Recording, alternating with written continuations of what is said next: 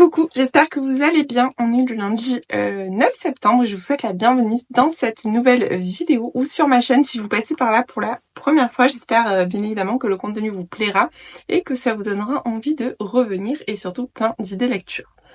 Alors j'ai énormément de choses à vous dire parce que comme d'habitude je n'ai pas pris le temps de venir ce week-end. Donc depuis que j'ai clôturé le vlog, j'ai terminé 3 livres, j'en ai commencé un et j'ai le colis dans la boîte. Donc on va commencer par le colis, comme ça au moins je peux après m'en débarrasser, faire une petite pub on va dire sur Insta, pas me débarrasser du colis, je vais faire du bruit comme d'habitude. Alors, bon je sais ce que c'est, hein. Je pense qu'il n'y a pas vraiment de surprise. Ah, alors je comprends pas, mais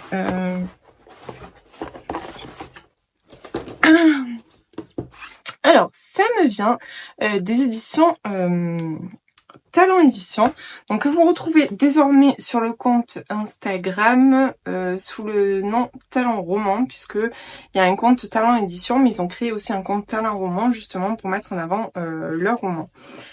Alors, sans surprise, c'est le prochain roman de Stacy Willingham qui s'appelle Ton secret. Donc on est sur un thriller psychologique. C'est le 3e roman que je vais lire de l'auteur puisque j'avais déjà reçu les 2 précédents. Donc ils sont parus un en 2022, un en 2023. J'adore l'auteur, vraiment. Je trouve que ces thrillers psychologiques sont dingues. Je vais vous lire tout de suite la 4e de celui-ci. Margot et ses 2 amies, Sloane et Nicole, sont interrogées par la police. La 4e colocataire de leur maison étudiante, Lucie, a disparu sans laisser de traces. 2 ans plus tôt, Elisa, la meilleure amie de Margot, a perdu la vie dans des conditions aussi tragiques que troubles lors d'une fête de fin de lycée, juste avant leur entrée commune à l'université.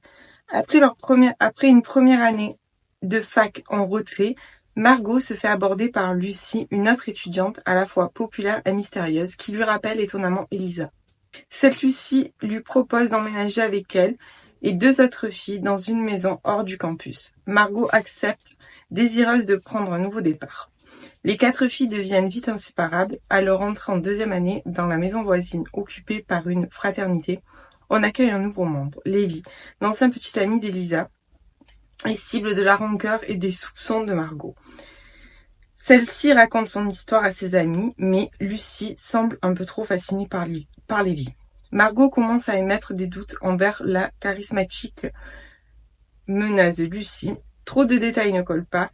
Quel est son but caché? Pourquoi s'intéresse-t-elle autant à Margot, Elisa et Lévi?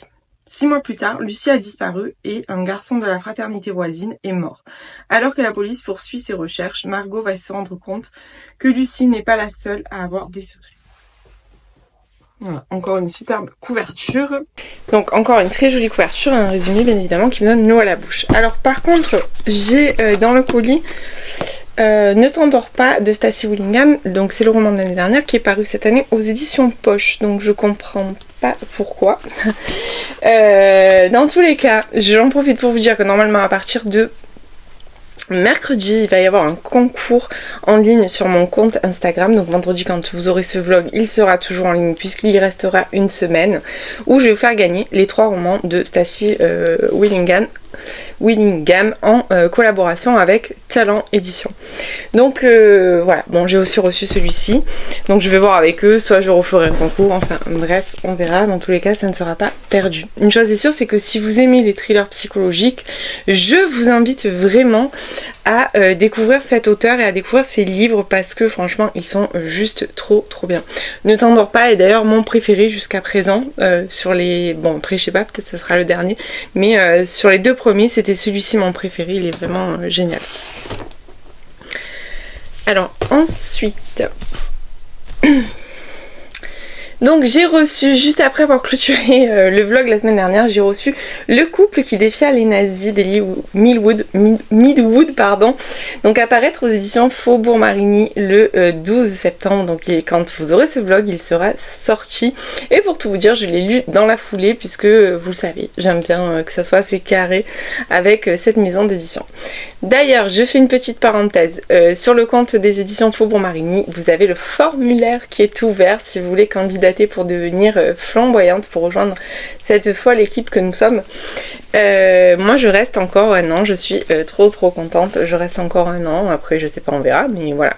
En tout cas pour l'année 2025, je continue l'aventure des flamboyantes avec, pour mon plus grand bonheur, parce que vous le savez, j'adore ce partenariat, j'y suis attachée aussi bien pour les livres que nous découvrons que pour l'aventure humaine que ça représente, puisque voilà, on a un groupe vraiment très sympa, j'ai fait de très jolies rencontres au sein du groupe et j'ai absolument pas envie de quitter. Donc voilà, si vous avez envie de rejoindre l'aventure, vous savez qu'il y a un formulaire en ligne sur le compte de Faubourg Marigny. Alors bien évidemment, je fais une petite parenthèse en vous disant que si vous avez envie il faut forcément avoir un compte livresque, un compte actif, donc un compte qui parle de livres, que sur Instagram, il faut avoir que ce compte soit quand même un petit peu actif et que vous ayez déjà découvert quelques parutions de la maison d'édition pour postuler.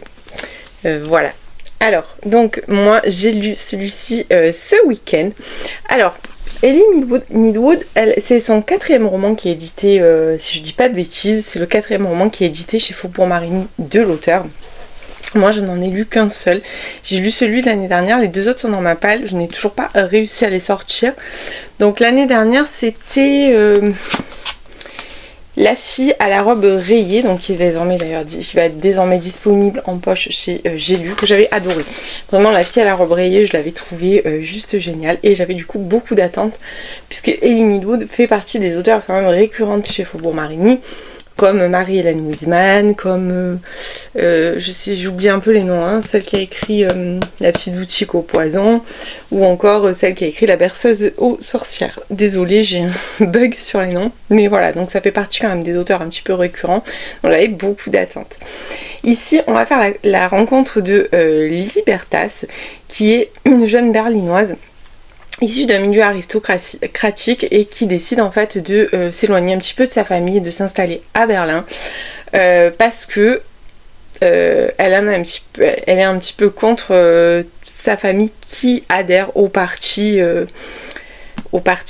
nationaliste, donc à la montée du fascisme, puisqu'on est en 1933, on est vraiment dans la période où ça monte en force en Allemagne. Et elle décide de faire ça, sauf qu'elle va vite se rendre compte en fait que beaucoup de portes se referment parce que c'est tout simplement une femme et que le parti met les femmes de côté. Donc elle a plein de choses auxquelles elle n'a pas accès, notamment au niveau des métiers qu'elle aimerait exercer ou au niveau des postes qu'elle voudrait pourvoir. Elle va faire la rencontre de Haro, donc Haro a un passé un peu flou par rapport à tout ça, mais c'est quelqu'un aussi qui lutte contre le parti et ils vont tomber fous amoureux. Et en fait leur combat ça sera de lutter contre les nazis en fait, et ils vont vraiment faire partie de la résistance coûte que coûte, jusqu'au péril de leur vie même s'il faut, mais voilà, ils ont vraiment décidé de se battre. Alors j'avais jamais lu de roman en fait qui parlait de la résistance en Allemagne. J'en ai lu beaucoup pardon.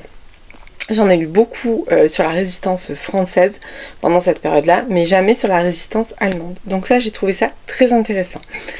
Après, j'ai relevé des petits trucs en fait qui m'ont un petit peu... Alors, il y a une longue mise en place, c'est-à-dire que avant qu'elle rencontre Haro, on est vraiment immergé dans cette montée du fascisme, dans tout ce que je vous ai expliqué, c'est-à-dire tout ce qui lui est interdit parce que c'est une femme. Elle pose vraiment le décor. Alors c'est vrai que c'est important pour des gens qui par exemple n'auraient jamais trop lu sur la période, mais c'est vrai que pour ma part, ayant beaucoup lu sur cette période-là, j'aurais pas été perdue si on avait commencé directement en allant à l'essentiel. Mais enfin bon, après ça c'est voilà, c'est moi, ça m'a un petit peu dérangé parce que je trouvais que c'était long, je voyais pas du tout où l'auteur voulait en venir. Et je me disais mais à quel moment ça va démarrer en fait. Donc il y a je pense c'est bien quand même 150 pages de mise en place qui m'ont paru un poil longues. Ensuite, ils se rencontrent et à ce moment-là, j'ai trouvé qu'il y avait des choses qui étaient allées vite, notamment au sujet de cette rencontre. Il y a quelque chose qui m'a un petit peu dérangée dans ce couple, c'est que j'ai pas ressenti d'émotion en fait, tout l'amour qu'ils se portent l'un pour l'autre. J'ai eu plutôt l'impression d'un combat commun que d'une histoire d'amour au final, alors que logiquement c'est quand même une histoire d'amour. Mais j'ai eu plutôt la sensation qu'ils étaient amoureux de la résistance, amoureux de lutter en fait contre ce parti, plutôt que leur histoire à eux. Voilà. Après, ça reste un détail, je dirais, parce que j'ai trouvé vraiment la partie sur la résistance très intéressante, sachant que c'est quelque chose c'est un sujet sur lequel je n'avais jamais lu de livre. Alors, je sais qu'il y en a d'autres, mais moi, j'en avais jamais lu, et franchement, j'ai trouvé ça super intéressant. J'aimerais d'ailleurs en lire d'autres, je pense que j'en lirai d'autres sur le sujet parce que c'est vrai qu'au niveau de la Deuxième Guerre mondiale on a quand même plus ou moins fait le tour avec tous les romans qui ont fleuri et quand on est sur une thématique un petit peu différente qui sort un petit peu des sentiers battus, c'est toujours très apprécié pour quelqu'un comme moi qui aime la période mais qui en a lu déjà beaucoup et que forcément à un moment donné on tourne en rond.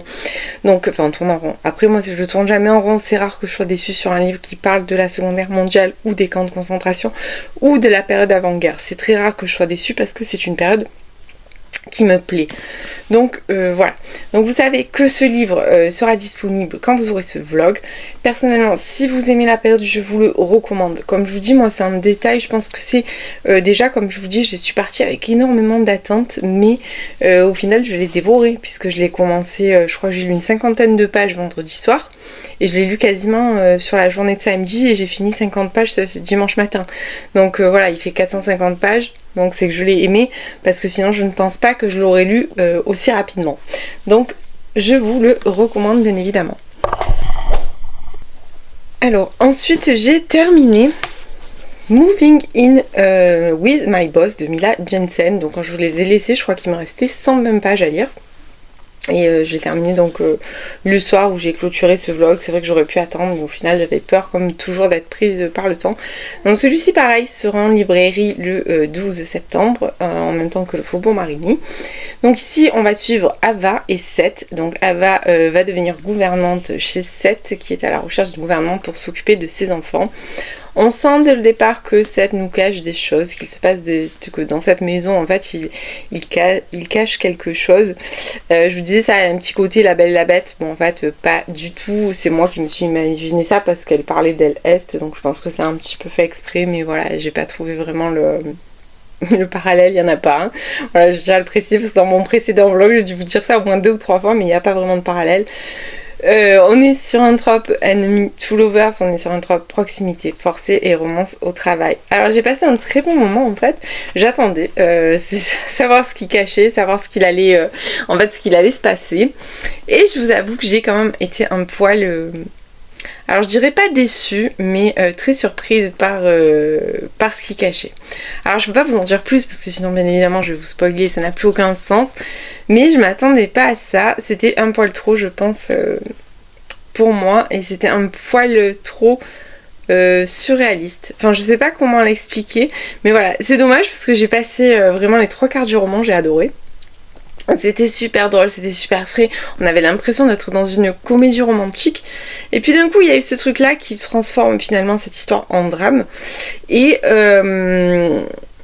je ne sais pas, alors j'ai bien aimé les thématiques que l'auteur aborde au travers de tout ça, notamment la dépression qui est très bien abordée au travers de Seth, parce que oui certes il est grincheux mais on va découvrir pourquoi au fil des pages, on va se rendre compte qu'il y a un traumatisme, on va se rendre compte qu'il y a des grosses séquelles en fait dans sa tête, mais voilà, j'avoue que ce petit truc, quand j'ai vu, j'ai dit, puis en plus je trouve que ça a été géré vachement vite, et voilà, alors qu'on aurait pu le gérer amener la même chose mais de manière différente et la gérer un peu plus sur le temps. Après c'est pas une mauvaise romance, comme je vous dis j'ai passé un bon moment sur les 3/4 du roman, donc je vais pas non plus, mais c'est vrai que ce truc là j'ai eu l'impression d'un coup bim ça tombe et voilà, bon enfin bref, dans tous les cas il sera en librairie le 12 septembre. Vous savez que je vous dis toujours Là, ici sur la chaîne, j'essaie toujours de vous dire en fait vraiment mon vrai ressenti, et j'avoue que j'ai ressenti un certain malaise en fait à la lecture de ça. Alors déjà parce que je m'y attendais pas, j'étais vraiment loin du compte, j'avais imaginé des trucs, mais là pour moi c'était voilà, il y avait un côté très enfin bref, je ne peux pas vous dire. Mais voilà, après si certains veulent savoir avant de se lancer, il n'y a pas de souci, hein, je vous répondrai toujours en MP sur Insta, je pense que voilà, je vous répondrai, il n'y a pas de problème. Mais voilà, moi il y a un petit truc qui m'a un petit peu chagrinée. Par contre, pour aujourd'hui, je vais m'arrêter là parce que je suis prise par le temps. Donc, je vous reprendrai demain pour vous parler de celui-ci que par contre, adoré, vraiment, pépite. Émilie Parizeau, de toute façon, voilà, c'est vraiment la valeur sûre pour moi. Donc, je vous en reparlerai demain. Et j'ai démarré celui-ci. Et alors j'ai pas lu énorme, j'ai lu une centaine de pages parce qu'en fait j'ai eu une surprise, c'est la police, donc pour vous faire un comparatif, parce que sinon vous allez vous dire non mais qu'est-ce qu'elle raconte. Voilà, donc je vous montre deux adjectifs, voilà, et vous voyez bien la différence en fait, comme c'est compact et écrit petit, donc j'ai beaucoup de difficultés à le lire. Sur ce, bah écoutez, moi je vous laisse et bien évidemment je vous reprends plus tard. Je vous reprends, on est le mercredi 11 septembre. Alors aujourd'hui on a de la compagnie puisqu'elle est venue s'installer à côté de moi et l'autre elle est juste là, donc on est totalement surveillés. Alors je vous reprends, je vais commencer par vous parler de Hors d'œuvre et préjugés de Émilie Parizeau que j'ai lu donc la semaine dernière. J'ai lu très très vite, je crois que je l'ai commencé, il a été lu en moins de 24 heures parce que franchement il est génial, ça se lit super bien. C'est une vraie comédie romantique et surtout c'est une comédie romantique qui va vous donner faim. Puisqu'en effet nous allons faire la connaissance de Lazare qui est chef cuisinier qui a ouvert son restaurant avec son meilleur ami.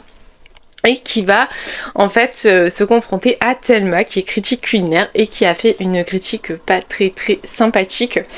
Donc voilà, c'est comme ça qu'ils vont se rencontrer. Et Lazare avec son associé, alors je suis embêtée parce que j'ai oublié complètement son nom. Le nom du meilleur ami, ça m'embête parce qu'en plus il a une place assez importante, il est quand même omniprésent et surtout bah, il faut savoir que c'est le tome 1 d'une duologie et que Gennaro, voilà. Et que le tome 2 en fait sera consacré à Gennaro et que on va quitter en fait la cuisine salée pour découvrir la cuisine sucrée. Donc que du bonheur, moi j'adore manger, hein, voilà, on va pas se mentir. Comme je dis toujours, ben la vie c'est manger, manger c'est la vie en fait. Je suis ultra gourmande salé, sucré, en plus voilà, le pire c'est que j'aime tout. J'aime le salé, j'aime le sucré, j'ai pas forcément de préférence particulière. Donc on va faire la connaissance de ce trio quelque part parce que moi je les considère vraiment comme un trio et croyez-moi vous allez bien rigoler. Donc c'est drôle, c'est la plume d'Émilie Parizeau, vraiment je l'ai retrouvée à 100%. C'est drôle, c'est hyper dynamique, c'est rafraîchissant, on passe un super bon moment et la romance j'ai adoré. On est sur un ennemi to lovers forcément puisque ils sont pas forcément en très bons termes. Et voilà, donc joute verbale, conflit, enfin bon, voilà, tout ça autour de délicieux petits plats qu'on a envie de manger. On peut clairement dire que j'avais faim tout le long de ma lecture, donc voilà, mais j'ai passé un très très bon moment et encore une fois, je ne peux que vous le recommander. Alors même peut-être d'attendre que le deuxième sorte. Donc le deuxième, je crois que c'est Macaron et je ne sais plus quoi, j'ai toujours pas retenu le titre du tome 2 qui sort le 25 septembre si je me trompe pas. En tout cas moi c'est sûr je vais courir en librairie me le procurer parce que j'ai vraiment très très envie de découvrir la suite. Voilà, je vous en dis pas plus parce qu'il y a voilà, j'ai pas envie de vous dévoiler trop de choses, je vous en ai déjà beaucoup dit et voilà, je pense que ça suffit pour vous donner envie de le découvrir et dans tous les cas de découvrir Émilie Parizeau si vous l'avez encore jamais découverte. Sinon, côté lecture, alors j'ai démarré dimanche, donc on est mercredi. Dimanche j'ai démarré celui-ci, je suis péniblement à la moitié, vraiment j'ai à peine atteint la moitié. Alors je suis vraiment pas, je suis presque triste en fait parce que j'adore l'histoire. C'est exactement le genre de romance que j'aime bien à cette période de l'année quand on est à cheval entre une fin d'été, parce que même si je persiste à vouloir rester dans l'été, bon il fait pas un temps de fou, hein, on a clairement les températures qui sont beaucoup descendues et on approche vraiment de l'automne à mon plus grand regret. Mais c'est vraiment le genre de roman de cette période-là que j'aime beaucoup. Une ambiance un petit peu dark academia. On est dans un lycée avec une élite et aussi des gens qui ne sont pas forcément, qui ne font pas partie de l'élite. Il y a toute cette classe sociale différente. J'adore l'histoire, mais voilà, c'est tellement condensé que je passe un temps fou à lire parce que je perds en fait en concentration. Parce qu'au-delà du fait que la plume est petite, c'est tout serré, les pages sont compactes. Voilà, vraiment c'est compact. Je trouve ça, voilà, c'est pas du tout aéré. Et en fait, alors c'est vrai qu'à l'écran ça ressort peut-être pas bien, mais si je vous mets en comparatif, voilà, ben, ne serait-ce que celui-là, bon c'est pas la même maison d'édition, hein, mais voilà, si je vous fais un comparatif, vous allez voir tout de suite qu'il y a un truc qui cloche. Vous voyez? Voilà, on n'est vraiment pas sur le même truc. Et ben, ça m'empêche d'avancer parce que le soir, j'avoue, je suis relativement fatiguée, que j'ai déjà les lunettes toute la journée puisque je travaille sur écran toute la journée et que quand j'arrive le soir, ben, mon taux de concentration est quand même beaucoup moins élevé. Et du coup, ben, j'arrive pas forcément à rester longtemps dessus et c'est dommage parce que j'avance 50 pages par 50. J'essaie de lire 50 pages par soir. C'est ce que j'ai fait là, puisque j'ai lu 50 pages lundi soir, j'ai relu 50 pages hier soir, je lirai 50 pages ce soir, donc en gros il sera fini en 4 jours, et c'est dommage, parce que du coup je perds l'intérêt de l'histoire. À chaque fois je sors de l'histoire au final, puisque voilà, c'est vraiment pas comme ça que j'aime lire, parce que pour moi, normalement, un livre, il doit pas durer plus de 2 jours, ou vraiment 3 ou 4 si c'est un pavé. D'ailleurs, on va en parler du pavé. Mais voilà, sinon ça doit aller vite. Et en général, je suis quelqu'un qui lit minimum, même en travaillant, je lis au moins 150 pages par soir. Donc là, on est loin du compte. Mais voilà, c'est dommage parce que j'adore ce livre, mais que je suis ralentie dans ma lecture parce que la police me pose problème et le fait que ça soit hyper tassé en fait. Et j'ai commencé Glow, qui est le tome 4 de la saga d'Oren de Raven Kennedy aux éditions Hugo. Il est sorti au mois d'août, je me l'étais procuré direct. Alors lui, c'est un vrai pavé. Par contre, je crois qu'il fait plus de 1000 pages, ou il doit faire pas loin de 1000 pages. 982 pages. Voilà, donc c'est un vrai pavé, mais je l'ai commencé hier. Et j'ai déjà lu 152 pages. Donc voilà, c'est plutôt pas mal, je suis contente. Après, je sais que je vais pas le finir de suite. Et puis c'est un livre que je prends en parallèle, que je lis en lecture commune avec Aurélie. Et on essaye de rester un petit peu au même niveau pour pouvoir échanger, pour pouvoir en parler. Désolée. Et donc voilà, mais j'aime trop retomber dans cet univers. Alors évidemment, je vais pas pouvoir vous en dire grand chose parce qu'on est sur un tome 4 et que ça spoilerait l'histoire pour ceux qui l'ont pas lu en fait.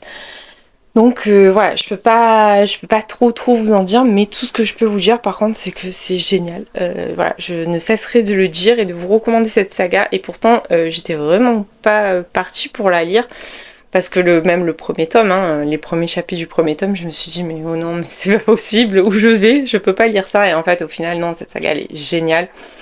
Alors là j'aime beaucoup parce on est vraiment sur un autre, c'est pas vraiment un autre horizon, mais on a d'autres personnages qui prennent la parole, puisque jusqu'à présent en fait on échangeait, on avait des chapitres qui alternaient entre Oren, entre le roi Midas et entre la femme du roi Midas, j'ai oublié son nom, honte sur moi. C'est la reine froide, mais je sais plus, enfin bref. Et là, on a d'autres personnages qui prennent la parole, donc c'est top. Franchement, j'adore. En vrai, j'aurais envie de me mettre là et de le lire jusqu'à la fin, de plus lâcher jusqu'à la fin pour savoir où ça va. Donc ça, c'était côté lecture. Alors, petit rappel, je vous rappelle qu'il y a, quand vous aurez ce vlog vendredi, il y a un concours qui est en ligne sur mon compte Instagram pour faire gagner les 3 tomes de Stacy Willingham. Donc c'est 3 thrillers psychologiques, donc 2 poches et 1 brochet. Donc si vous avez envie de participer, n'hésitez pas, vous avez le lien en barre d'infos de mon compte Instagram, vous pouvez y aller et participer à ce concours et même au pire me dire que vous venez d'ici, comme ça je saurai que ça a une petite portée. Sinon, bah écoutez, c'est tout ce que j'avais à vous dire. Alors cette semaine, j'avoue que c'est pas très fourni. J'ai même hésité à dire bah tant pis, je fais pas de vlog cette semaine et puis on fera un truc un peu plus consistant pour la semaine prochaine. Mais bon, je me suis dit finalement ça fera un petit vlog court, ça va faire un vlog d'une 20aine de minutes tout au plus, mais bon, Voilà, ce sera toujours ça. En tout cas, je vous remercie si vous êtes arrivés jusque-là. J'espère que j'aurai un peu plus de matière pour la semaine prochaine. Et bien évidemment, si vous êtes arrivés jusque-là, je vous invite à mettre un petit nuage. Non, une petite feuille pour l'arrivée de l'automne, même si j'ai pas du tout envie que l'automne arrive. On va mettre une petite feuille. Donc voilà. Bah écoutez, merci et je vous dis comme d'habitude à la semaine prochaine.